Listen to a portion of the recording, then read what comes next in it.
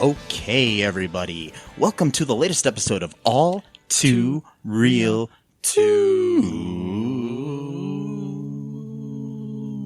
That was great. It could use a little bit more harmonica, though. Anyways, my name is Michael E. Cullen II, and with me, as always, is my co-host... Matthew Jazz Harmonica Haas. Yes, Jazz Harmonica Haas. Mm-hmm. I'm just going to call you Jazz. Okay. DJ Jazzy Harmonica. Anyways, today on this wonderful evening, morning, afternoon, whatever it is for you, we are covering the greatest of all of the Home Alone films. Home Alone 4, Taking Back the House, the 2002 film that had characters from the other movies, but none of the actors returning. None of them. Nope. This film was directed by Rod Daniel, who passed away recently, I guess, or a few years ago or something like that, so respect there. This was the last film that he directed. Whoa. Cool music. Yeah, I don't know what that came from, but hopefully we don't get sued for that. Yeah. Anyways, it was only 5 seconds. It should be all right. Hopefully. Yes. And this film was written by Deborah Frank and Carrie Kirkpatrick. Not cool. Kilpatrick, but Kirkpatrick. Cool. Yeah. Based on characters created by John Hughes. Yes. So, this film ignores the third film. I mean, that doesn't really ignore it, but, it's because the third film doesn't include Kevin.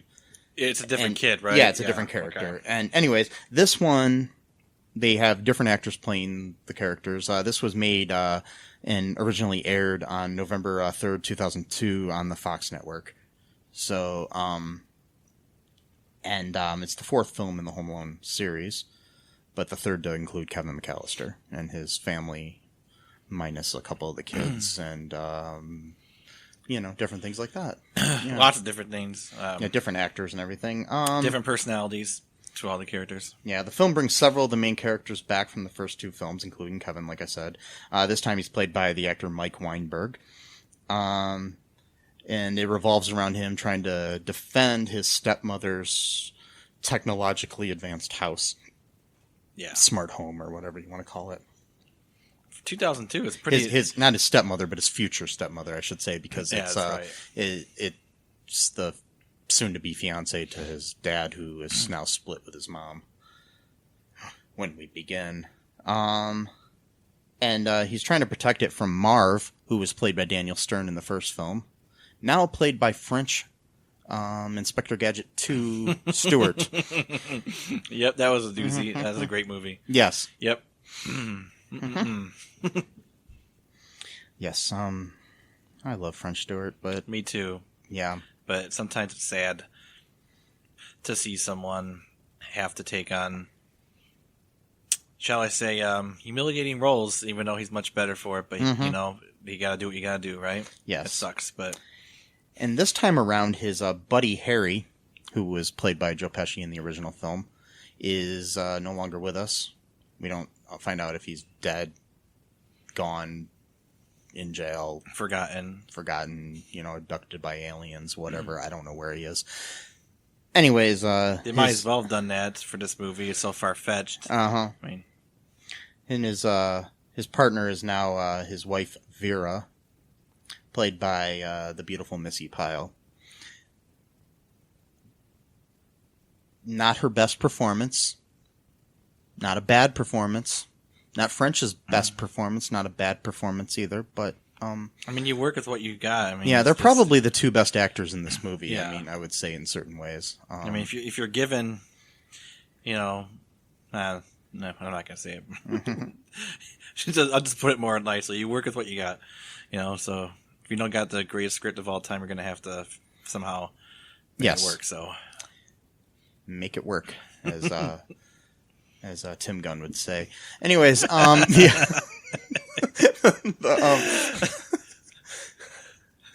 Oh boy, Project Runway. Yep. Anyways, I used to watch that show. Good. Oh God, I was thinking of James Gunn when you said Tim Gunn. No. Okay, never no mind. relation. Okay, I was like, wait a minute. No. But anyways, that was Tim Gunn's catchphrase on that show. Oh, okay. He'd be like, giving mentorship to the designers on there, and then they would be asking him advice, and he'd be like, "Make it work, whatever." I'm remembering this from like 10 years ago when That's I watched fine. the show. Anyways, so that was a little weird transition there. Anyways, so what else happens in this movie? So do you want to tackle that, Matt? Yeah, I'll give you just a little rundown here. I'll ask Jim Halpert to fax his dad and ask him what a rundown is. Yes. Anyways, the rundown here is that Kevin's dad shows up to ask his ex-wife, soon-to-be ex-wife, if it's okay if the kids go to his house for Christmas.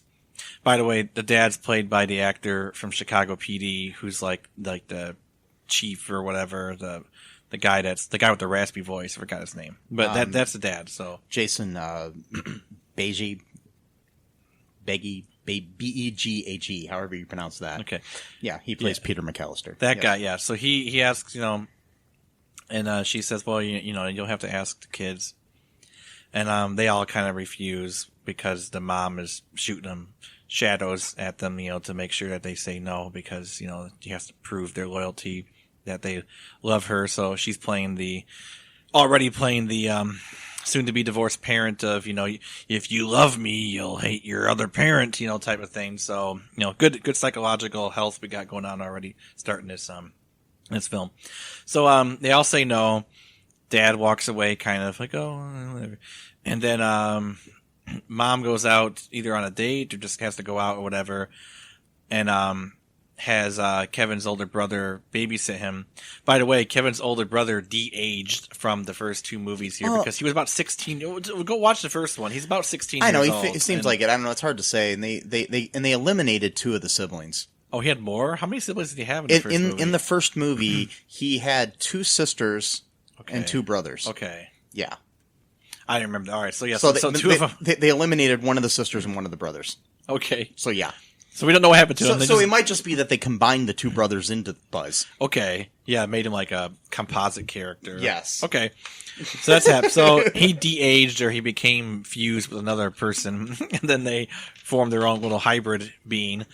And then he picks on Kevin all night long, makes him do all the chores. It's pretty cruel, like slams his hand with a garbage lid really hard. Like that's not just regular picking on your little brother. It's like, actually kind of abusive behavior. And then, so then Kevin waits up for his mom to get home, says that he wishes that he didn't have a brother or sister. His mom kind of scolds him a little bit, saying, it's not a nice thing to say. And then he goes to bed. Kevin then decides to take his piggy bank and then calls a taxi. The taxi driver is, of course, stereotypical Russian kind of person. There's always got to be an ethnic stereotype in these movies somewhere. Oh, yeah. Somewhere it's got to happen. Well, you need a Russian driver because, we learned that from Bigger, Fatter, Liar. You need a Russian driver. Exactly. It's right. Yep. That was another great one. Yes. Actually, it wasn't that bad, no. to be honest. But so then he makes a comment in a obviously fake Russian accent that they think is supposed to be a Russian accent, and then he shows up at this really big mansion that is his future stepmother's house. I'm not sure where all of her money comes from. I know that she does like fundraising for all of these like royal families. I don't know if she's connected. They didn't really explain how she's connected to all these people. So it's one of those movies where it's probably something that didn't even need it. Yeah. It's one of those movies where you don't know how a person got to whatever. So, she's nice at first, and she's like, "Oh, that's such a great thing that you came over and, show Kevin the secret room or the extra special room." And it was really creepily special guest room. Yeah, and it was really creepily said, both by her, the future stepmother, and the Molly, the maid. And she's like, "Oh, the extra is just a really weird vibe." And then Molly, that room's the maid, like played by Barbara Babcock. Ooh, I like that name. Mm-hmm. That's a cool name. Yes. And anyways, I'll speed this up a little bit because I don't want to talk for 2 hours about this movie. But the movie's only like an hour and a half. Right. So the room is like full of toys and shit, and he has a blast. He wakes up next morning. She shows up on his TV because again, it's a smart home. Asking him what he wants for breakfast. He can have whatever he wants, blah, blah, blah. He meets the butler, or not the butler, like the guy, I guess, who's like head of security or something like that. Yeah, Mr. Prescott. He's not a big fan of Kevin. Kevin. Played by Erick Avari. Yeah, he's been in a bunch of stuff. They're not fans of each other for some reason, mainly because Kevin asks him to make him a milkshake, and for some reason, and the guy didn't like that. So, by the way, so the dad's like, "Oh, I want my kids to come over for Christmas." And then, like, they leave for, like, half of the trip to go on all these, like, business trips and stuff. And it's like, okay, dude, if you want your kids to actually be with you for Christmas, you actually have to, like, be there with them for Christmas. Kind of defeats the whole purpose of, like... Yeah, but then the movie would be called Home with My Dad and His Future Wife. Well, I know it would be called that, but it would still make sense. What I'm saying... Home Alone makes sense in the context that they accidentally left him home alone. Yeah. Because there's too many kids and they forgot Kevin. So that makes sense. This one, he isn't even ever really alone. In this movie, yeah, he's never alone. And he wasn't, and it wasn't like they forgot him. It was like they went out of his way to say, "Hey, come over to my house.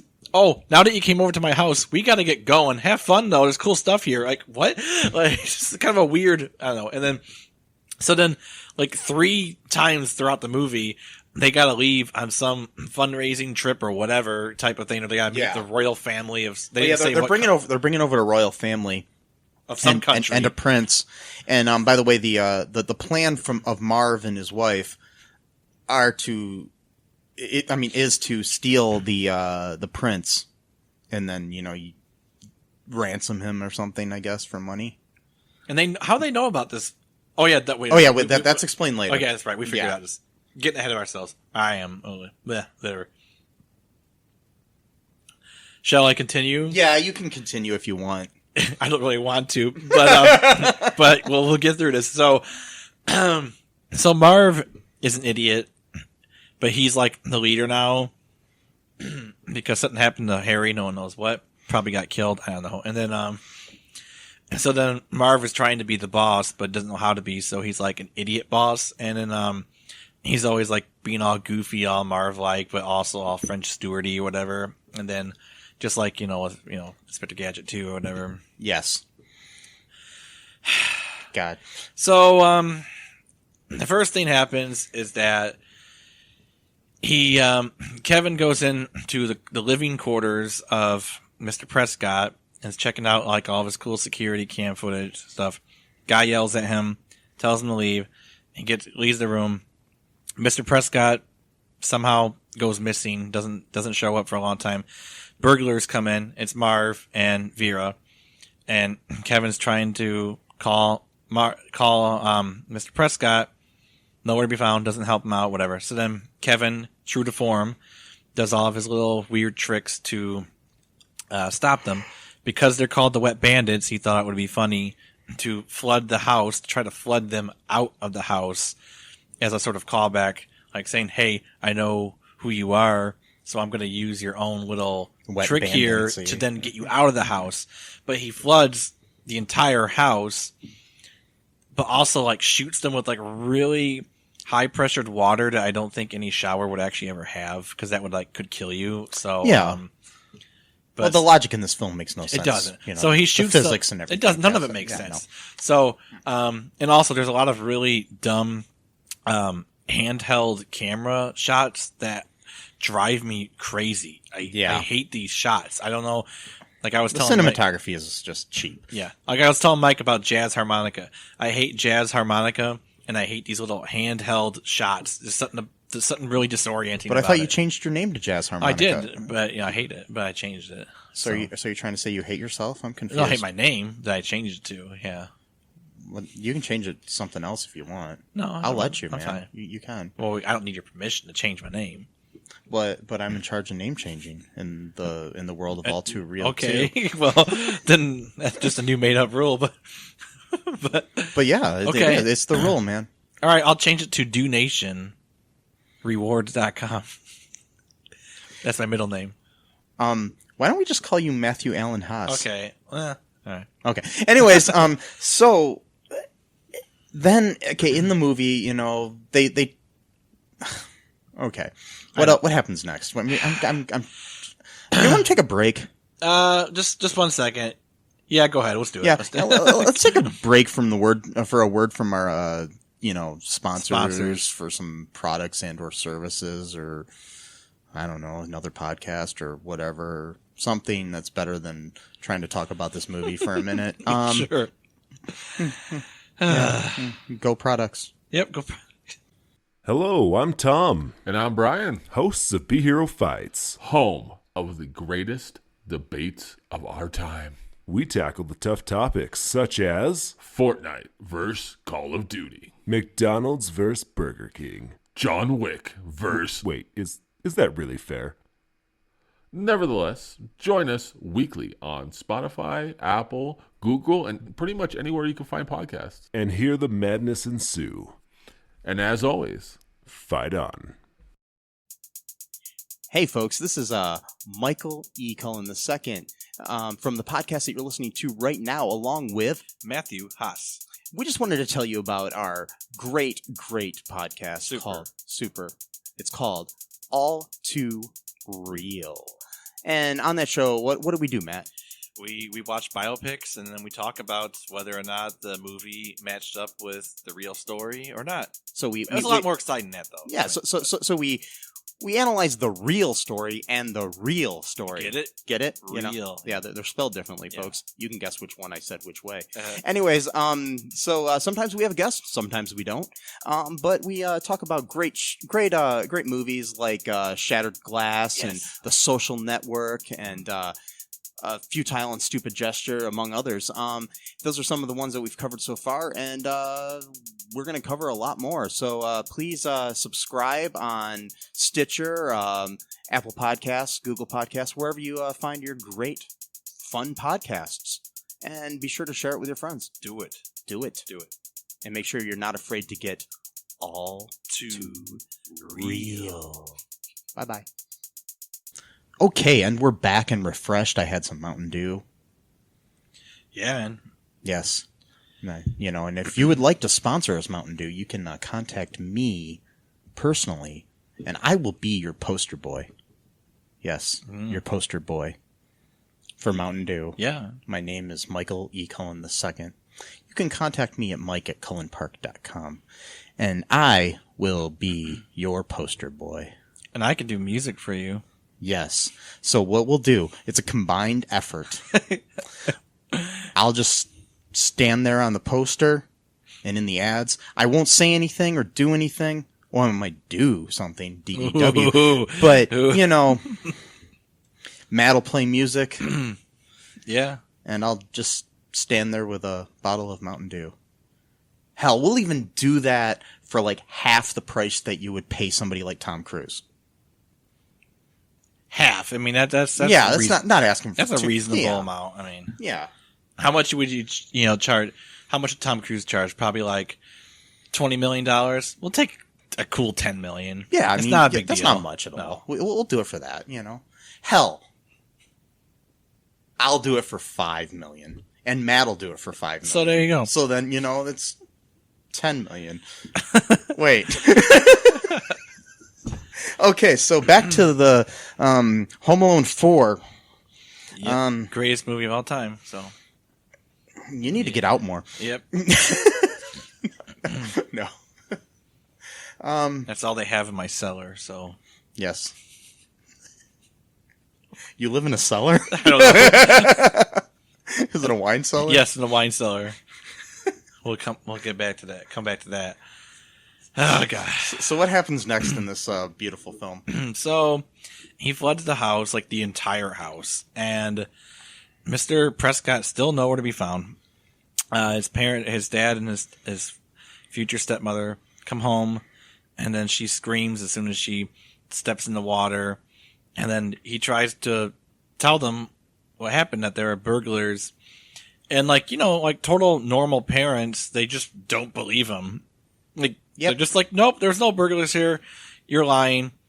So go to your room.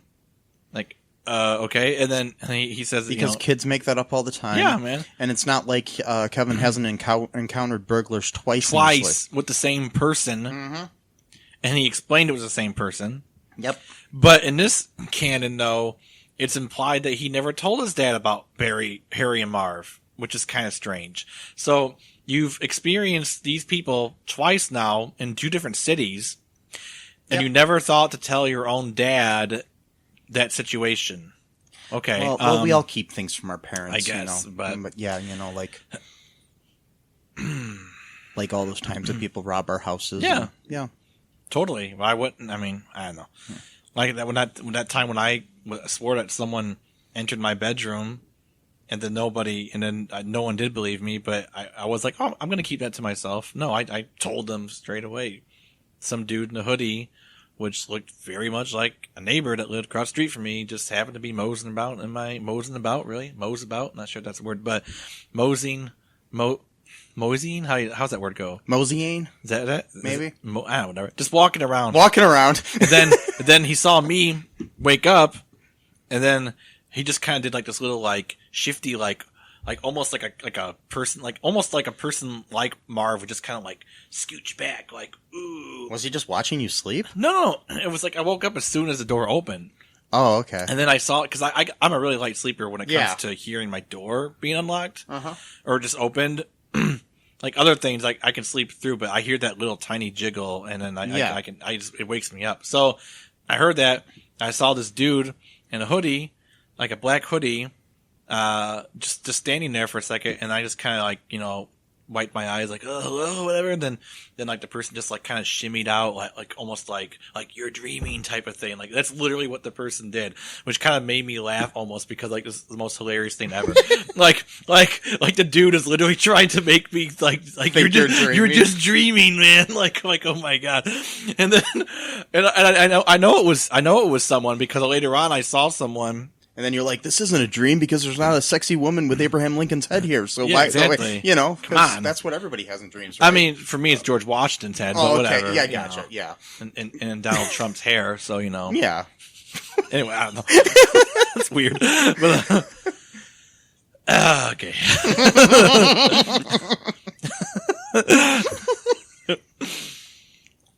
So, anyways, back to the movie.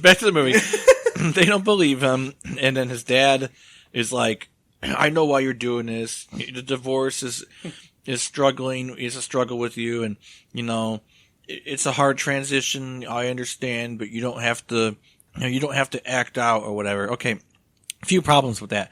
So, there was no indication whatsoever that Kevin even acknowledged that a divorce was even taking place, so he's probably living in some kind of form of denial.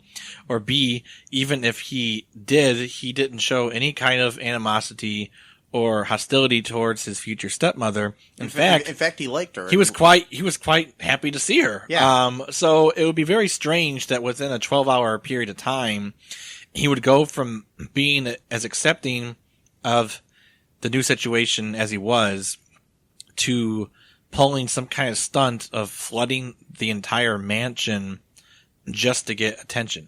So anyway, so he accuses Mr. Prescott of being like an inside man already, which is kind of like, that's kind of, in of itself kind of like, okay, dude, that's kind of a weird leap of logic. I mean, one burglary and you just assume that the guy is behind it, whatever. But, they say, no, you're a lying piece of shit. Well, they didn't say that. And then, and then they go to a bunch of fundraisers throughout the movie. Kevin talks to his mom at one point. His mom brings some stuff from home to make him more comfortable, but then she gets jealous because his stepmother buys him all this fancy shit, and then she feels inadequate by just bringing like his old teddy bear. But then her and his dad talk about how the teddy bear is important because it's a transitional object, blah blah blah. Yeah. Then that makes stepmom jealous because then they're talking about like their own little stories, so she's left out of the loop, blah blah blah. They don't like each other. So what else happens, Mike? So basically, okay, then let's speed things up a little bit here. Basically there's a party of some sort, like a fundraiser or something that is being thrown there, and Marv and his girl Vera come in as waiters for the thing. And I just want to point out the thing that bothered me the most of this whole movie. Okay, Marv walks in. He's got this white tuxedo thing, like waiter tuxedo on top of his trench coat. And he's wearing a like beanie hat, like a wool beanie. I'm just going to mention that again. He's wearing this tuxedo coat on top of his trench coat, and nobody finds this suspicious. Because you put on a tuxedo coat over the top of a trench coat, and that's normal? I don't know. I've been to some fancy, dinners and cocktail parties and stuff like that in my life. Never did I see any of the waiters there wearing a trench coat underneath their tuxedo coat. I don't know about you, Matt. Hey, man, it's just a personal style. I mean, they're very open-minded, I guess, about people wearing what they want there. So. Usually there's a strict dress code here. I mean, my dad used to be a bartender at a lot of parties and stuff, and he had to wear like a little, tuxedo coat thing and a bow tie and whatnot, and...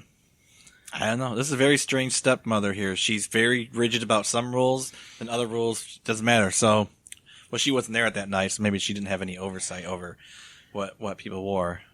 But Mr. Prescott, Mr. Prescott should have. Yeah, and he didn't even notice. Yeah, you're right. So he's not blameless in this thing, man. That's all I'm saying. No, he's not. He doesn't pay attention to what he's doing. No. So that's Again, he was wearing a trench coat. With the tuxedo coat on top of it. I don't know. Anyways, so they have this party. There's a bunch of, little, things going on. He, tries to get, Mr. Prescott out of the situation. He locks him in the freezer, which is another flaw because, OSHA or whatever, the occupational, government people. I don't know what OSHA stands for, but anyways, they require that you have a way to get out of a freezer from the inside. Yeah, there is. So you don't have, situations where you end up having a bottle episode like they did on the Brady Bunch where the kids were locked in the cooler at Sam's meat place or whatever. But anyways, I'm pretty sure that episode of the Brady Bunch created this rule. Yeah. They just never wanted to have a bottle episode anywhere. Anyways, that's why, right? Yep. Yep. Mm-hmm. Not safety reasons. No. But anyways, so they try to figure shit out and blah blah blah. They Kevin throws shit at them, and they should have died, and they didn't. And then, they should have died multiple times. Yes, during this one scene or this one segment alone. I mean, Marv should have died in the first movie. Oh yeah, he should. So, I mean, he talked about scars. He's got more than scars. Okay, he's got probably freaking chunks out of his flesh from all the shit that Kevin did to him. I mean, need I remind you? Didn't he freaking tar and feather him in the first movie or something like that? Yeah, I mean that would have killed him alone. They had paint cans and hot irons and other things hit them in the face and stuff in the hands and whatnot. Anyways, so a dresser falls on him in this movie. Yes. Like a huge, tall dresser, probably weighed like 500 pounds, crushed him. Yeah, made of solid wood, and he got up. He was fine. Whatever. Yeah. So anyways, oh, by the way, the reason that they were able to get into the house is they have, like, the house is a smart house, and they were able to move around and control things because they had the little remote control that controls the smart house that you talk into and say things like, open sesame, and things open, and, open window, open door, and basically you can open anything in this place. It's a smart house. Yes. And, then, after all is said and done, okay, so that party happened, blah, blah, blah. He gets blamed again. Yeah, he gets blamed again for what happened at this, and then we have a situation where later on, Marv and Vera come back. Yeah. They come back. Well, stepmom gets mean now. Yeah. Basically tells She Kevin basically threatens Kevin that he'll never be able to come his to little her. teddy bear. Yeah, it's right. She's got to threaten his teddy bear, his transitional object, which, that's a pretty cruel thing to do as a step-parent, to threaten some, like, anchor type of object, that child needs to get by. You don't threaten Linus's blanket. That's basically don't do what it. is. Yeah. Anyway, she threatens him, saying that if he ever acts out again, he's never going to be able to see, never going to be able to go to her house again, but also strongly implies that she's going to keep his dad away from him. Yeah. Like, he's never going to be able to see his parents again. Yeah. Again, perpetuating the stereotype of step-parents being bad. I know. And That's evil. why that turn really kind of made me mad about that. Yeah. I didn't like that. But whatever, that's what they did. So, anyways, the next day or whatever, there's a Marv and Vera break in again. for the third time. Yeah. And then, is this when the big reveal happens? Yeah, because okay.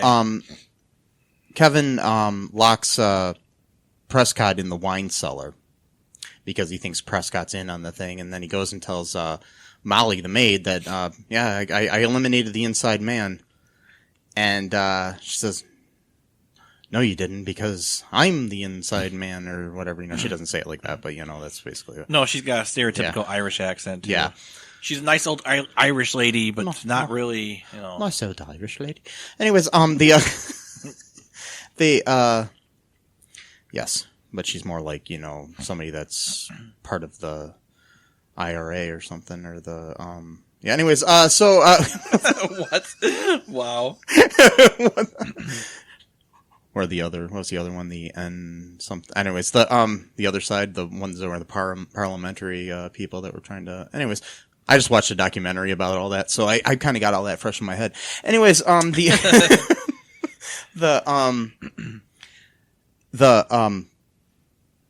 get the reveal that Molly is Marv's mom. Dun dun dun. Yeah, that's the second big reveal. Yeah. So, and Prescott's a good dude, and so she locks Kevin in the wine cellar with Prescott. Kevin tries to call his mom a couple times, is thwarted by Buzz being a d-bag, and then this is all using Prescott's cell phone, and which he doesn't realize he has right away, which I think is just kind of funny. Anyways, but then she tries to call. I mean, he tries to call the mom, and the mom can't hear him because it's all fuzzy and stuff. And so the mom calls the house. Molly lies and says that Kevin's out with his dad and stepmom, or future stepmom, Natalie. Anyways, Mrs. McCallister calls Mr. McCallister, and he says, nope, he's at home. And she gets worried, so she's going to come and make sure that Kevin's okay. This is where evil stepmom still thinks he's lying. It's like, okay, so you think Kevin put Molly up to lying about him being with... That's a weird, elaborate lie. Like, exactly. So she's like totally anti-Kevin at this point. Yeah. In the film. I mean, maybe Kevin, whipped out his good Molly impersonation or something. I mean, totally. Anyone could sound like an Irish woman just like that. Yeah. Apparently. I don't know. Well, I can, yes. No, it doesn't sound like Irish to me. It sounds more like British to me. Okay. Cockney almost. Oh, all right. Michael Caine. Yeah. Michael. Oh. Michael. There we are. Anyways, Hell. I'm going crazy. Yep, I know. So basically what ends up happening is, he gets out through the dumbwaiter in the basement, which takes them for like ever to realize that takes Prescott forever to realize that there's the dumbwaiter is behind a bunch of boxes in the wine cellar.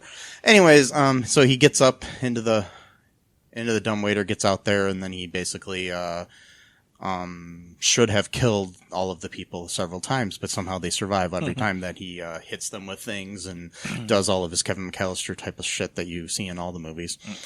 Falls down flights of stairs. Yeah. Gets hit in the head with like 15-pound paint cans going at like 40 miles per hour. Yeah. Yeah, and, normal typical stuff. that happens to all of us every day, and then we, just brush it off.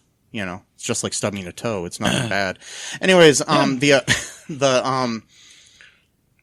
the whole thing, basically ends up getting solved, and Prescott helps a little bit, and blah blah blah. The parents both come there to see, because Mr. McCallister basically tells Natalie, like, F you, I believe my son, I'm gonna go check on him, and takes a cab there, and then Mrs. McCallister and him both show up at the same time.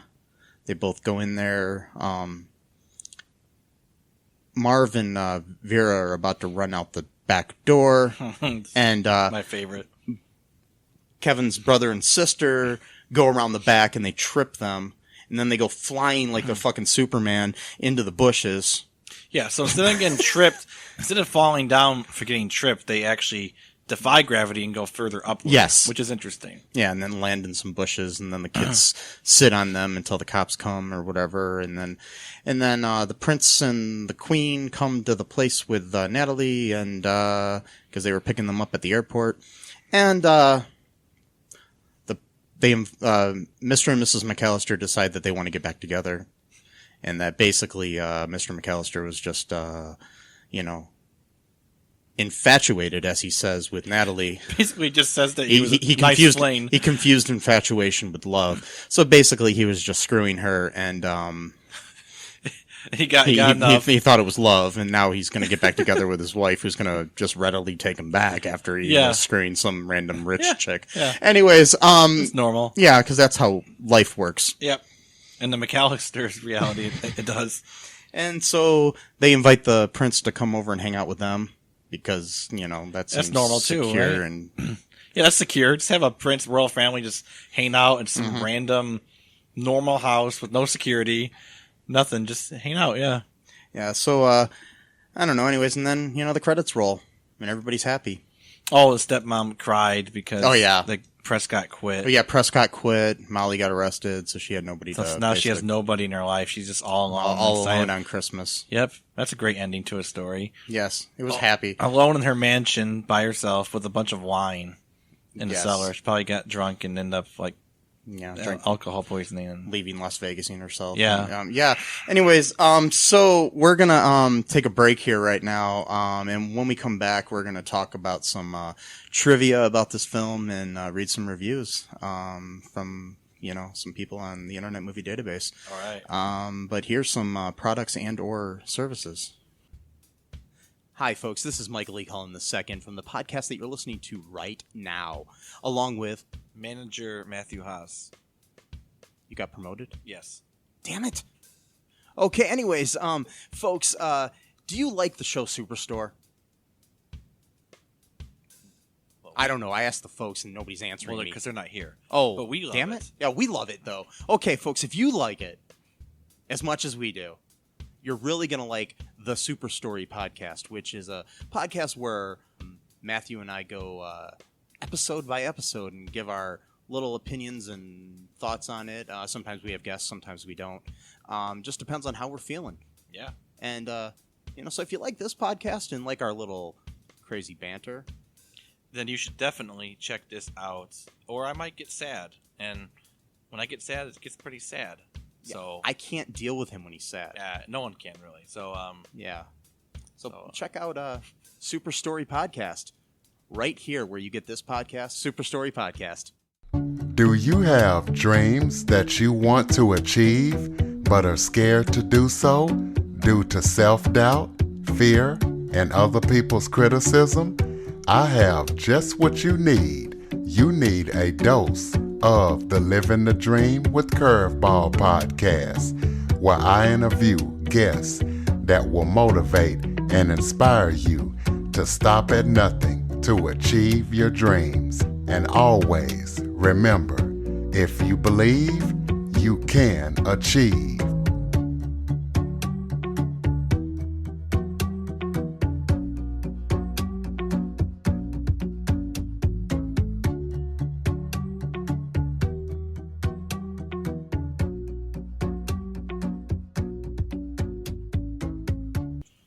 Okay, and we're back. I don't know what that was, Matt.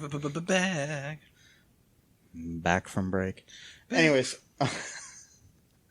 so here's some trivia I found on the Internet Movie Database about this wonderful film. Daniel Stern, who played Marv in the first two films, was approached to reprise his role in this one. Stern quickly declined, calling it an insult, total garbage.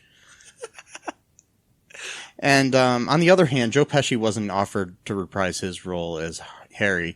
Instead, Harry's name was only mentioned. Although the movie takes place in Chicago, Illinois, it was actually filmed in South Africa. Which is weird. Anyways. This is a big one. The producers had hoped that this movie would lead to a Home Alone television series. And several of the main cast members had clauses in their contracts that would have brought them back for such a series. This movie failed to perform up to the expectations and the ratings, and the series was never greenlit. This is the only film in the franchise where Marv actually calls Kevin by name, and vice versa. So somehow they know each other's names in this one. Yeah, the original idea was that this film was going to be a sequel to Home Alone 3, but the idea was scrapped and rewritten as another film in the franchise to revolve around Kevin McCallister. Yeah, when asked, Macaulay Culkin, the original Kevin, said he was less than unimpressed by this film. Not less than impressed, but less than unimpressed by this film. So I don't know what that means, but anyways, it just means he really thought it was bad. Yeah, like I said before, there were 5 siblings total in the. Kevin was one of 5 siblings, and in this film they get rid of two of the siblings, one of the brothers and one of the sisters. In the original ending that was written for this, Kevin's parents did not get back together. His father stayed with Natalie, and his mother started dating a police officer who turned out to be Marv's younger, more honest brother. This was changed when the producers decided they wanted the film to set up a television series, and so Kevin's parents did get back together at the end, while the police officer was deleted altogether from the script. This is the only film in the franchise to feature a twist revealing a villain. None of the other ones had a twist.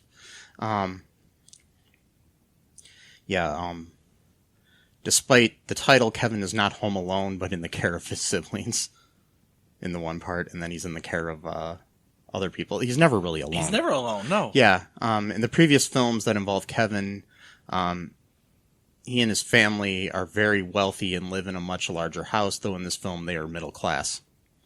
Mm-hmm. So, yeah, don't know how that happened. Totally different looking house, too. Yeah, because in the first one, the house is huge. Yeah. And it's like they're having like 40 people stay there before they go on their big vacation. And it has like 3 stories and stuff, and, like it has like a big attic, and I don't know, it's just... Totally. Yeah. Okay, I found one so far. I mean, there's hundreds of reviews here on the Internet Movie Database, user reviews. I found one that called it an okay movie! ! This is from CM Howell 99 from November 4th of 2002. Saw this last night on ABC. I guess maybe it was on ABC. I thought it said it was on Fox. But anyways, the film stunk at first, but it got pretty good after 30 minutes.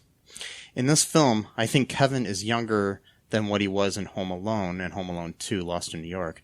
Kevin's parents, Peter and Kate, split up, so Kevin goes to stay with Peter and his girlfriend, Natalie.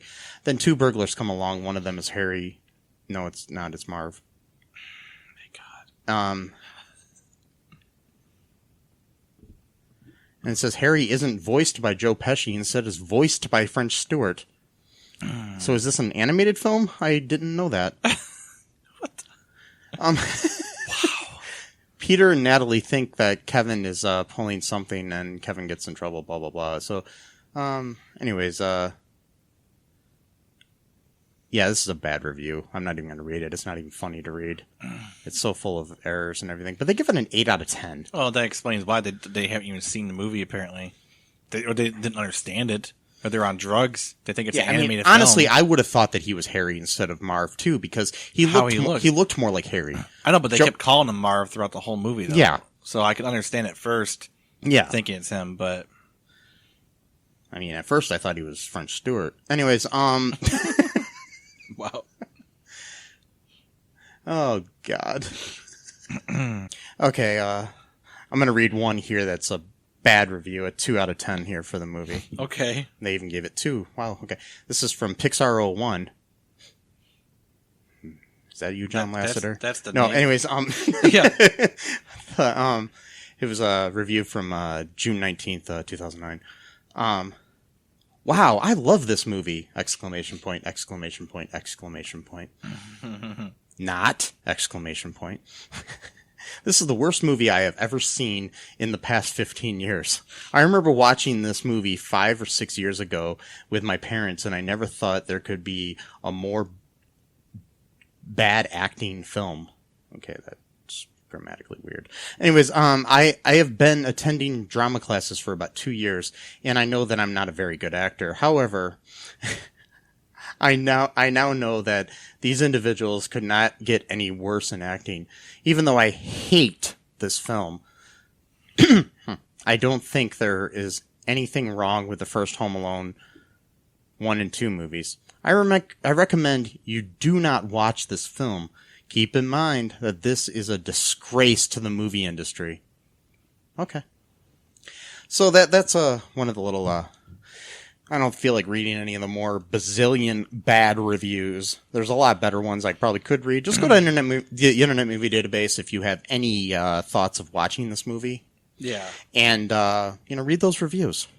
And again, this is one of the very few ones where we don't actually have like a review where someone thinks it's the best movie of all time. Like we've gotten that with Tooth Fairy 2 or with Jingle All the Way 2 or Inspector Gadget 2. Like there's always someone there's somebody out there this that is so likes awesome. them. We don't get this in this No. one.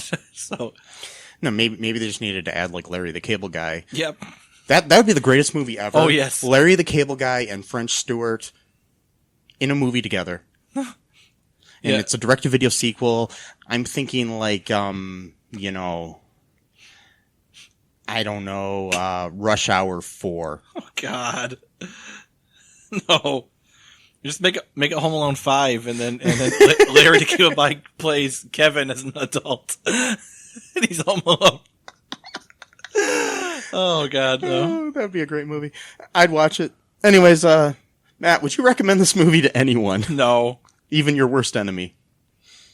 Oh, my worst enemy. Yeah. Yeah, I don't because I don't want, I mean, that's a good torture device, so. I honestly don't even think I would do that. I would, definitely. Yeah.